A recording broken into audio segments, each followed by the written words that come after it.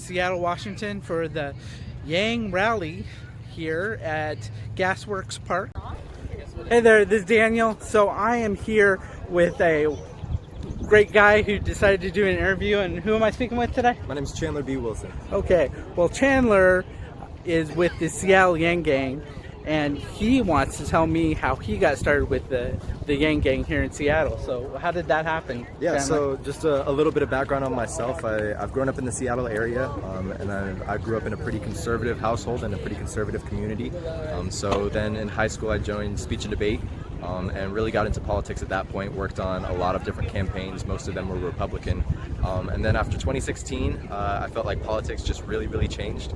And all of a sudden found myself not represented and really just hating all of the divisiveness and the polarization and the tribalism that we see so much lately. And so never, like just over the past couple of years, have I found anybody that I really wanted to support or work on another campaign for.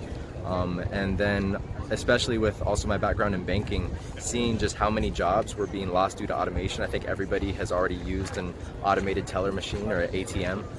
And so it was really just a big factor for me because it's a huge issue facing the US and really facing the world that I felt like not enough people were really talking about.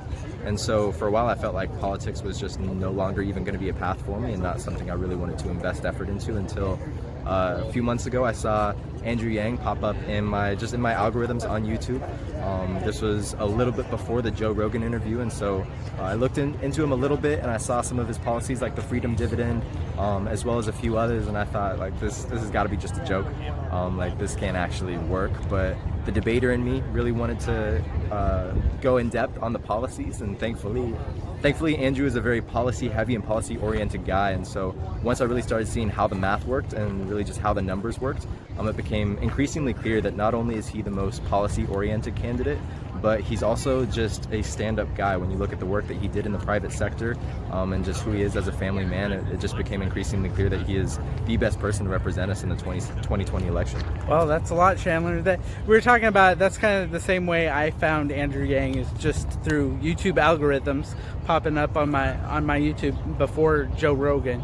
So it is interesting how you find the things that you're interested in based on, other things that you watch on YouTube. It just kind of shows up, and Andrew has a lot of those policies that just feel like they would really help America to move forward, like he says.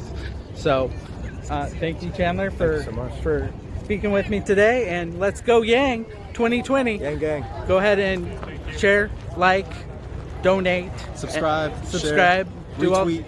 do all that stuff, and we'll talk to you later. Bye.